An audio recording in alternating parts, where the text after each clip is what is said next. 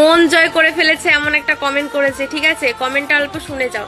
বলেছে, দিদি জানো তো আজকালকার ভালোবাসা সত্যি কতটা অদ্ভুত হয়ে গেছে। ভালোবেসে বিশ্বাসের মর্যাদাটা কেউ রাখে না। তাই সবার উদ্দেশ্যেই বলবো, ভালোবেসে কাউকে বিশ্বাস অন্তত করতে যেও না। জানো তো, মা বাবার দিব্যি দিয়ে মিথ্যা কথা বলে ভালোবাসবে, বিশ্বাস করাবে, আবার সেই মা বাবার অজুহাত দেখিয়েই ছেড়ে চলে যাবে। ভগবানের কাছে গিয়ে বলবে ভগবান আমাকে এটা দাও ওটা দাও, আবার ভগবানের দিব্যি দিয়ে মিথ্যা কথা বলবে। সম্পর্কগুলোকে নষ্ট করে দিচ্ছে শুধুমাত্র এই অজুহাত দেখিয়ে। আসলে কি বলতো, তারা ভালোবাসতে আসে না, মানুষের মনটাকে নিয়ে ছিনিমিনি খেলে বিশ্বাস অর্জন করে, তারপর বলে এটা সত্যি এটা মিথ্যে।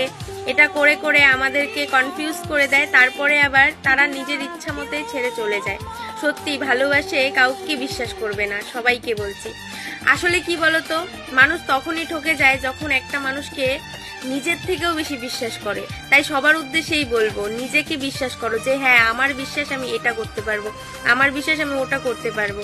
কারণ মানুষকে বিশ্বাস ট্রাস্ট করে কোনো লাভ নেই, কারণ দিন শেষে সবাই কিচ্ছু পায় না বিশ্বাস করে। ঠিক আছে, ভালোবাসো, ভালোবাসা ভালো, ঠিক আছে, কিন্তু কাউকে এতটাও বিশ্বাস করো না যে হ্যাঁ আমি একদম অন্ধ বিশ্বাস করছি। কাউকে অন্ধ বিশ্বাস করবে না। বিশ্বাস তাকে করো যার সাথে তোমার ক্ষণিকক্ষণের জন্য পরিচয় হয়, হ্যাঁ এটা রাস্তাঘাটে দেখা হলে কাউকে তখন বিশ্বাস করো ছোট একটা কারণের জন্য, কিন্তু তাকে না যে তোমার সাথে থাকবে বলে সারা জীবন থাকতে পারে না। বিশ্বাস কেউ রাখতে জানে না, দিন শেষে সবাই বেটার অপশন পেলে বিশ্বাস ভেঙে চেড়ে চলে যায়, বুঝলে।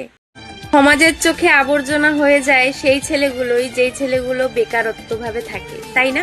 শোনো, আজ তোমাদেরকে বলতে চলেছি দুই বন্ধুর লাভ স্টোরি, গল্প।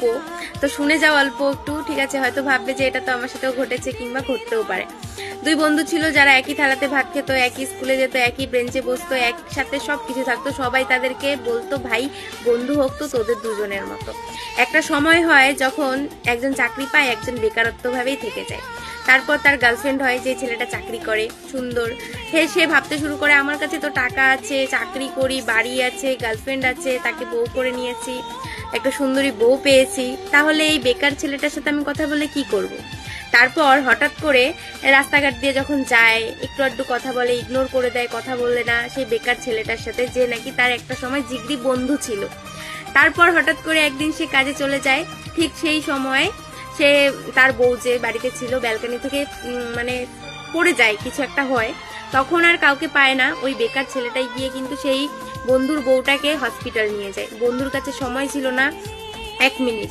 তারপর সে যখন কাজ থেকে ফিরে হসপিটালে যায়, তারপর কি হয়, বন্ধুটা বলতে চায় যে ভাই আমি তোর গার্লফ্রেন্ডকে নিয়ে এসেছি, ঠিক আছে, তোর বউ এরকম এরকম, ঠিক আছে।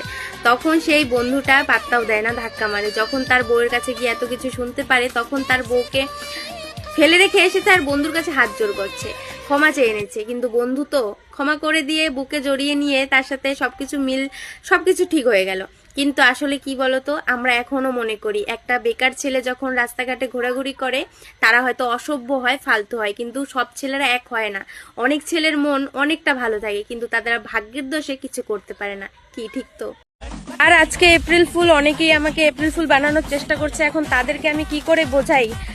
আমাকে একজন অনেক আগেই এপ্রিল ফুল বানিয়ে গেছে ভাই, যার প্রেমে আমি অন্ধ ছিলাম, যাকে আমি অনেক বিশ্বাস করতাম, সে আমার বিশ্বাস ভেঙে তার প্রেমে আমাকে বোকা বানিয়ে চলে গেছে। আর তোমারও এরকম বান্ধবী বন্ধুরা আছে, তাই না, যাদেরকে এরকমভাবে বোকা বানিয়ে চলে গেছে। তাদেরকে এপ্রিল ফুল বানাতে লাগবে না, এই ভিডিওটাই তাদেরকে সেন্ড করে দাও।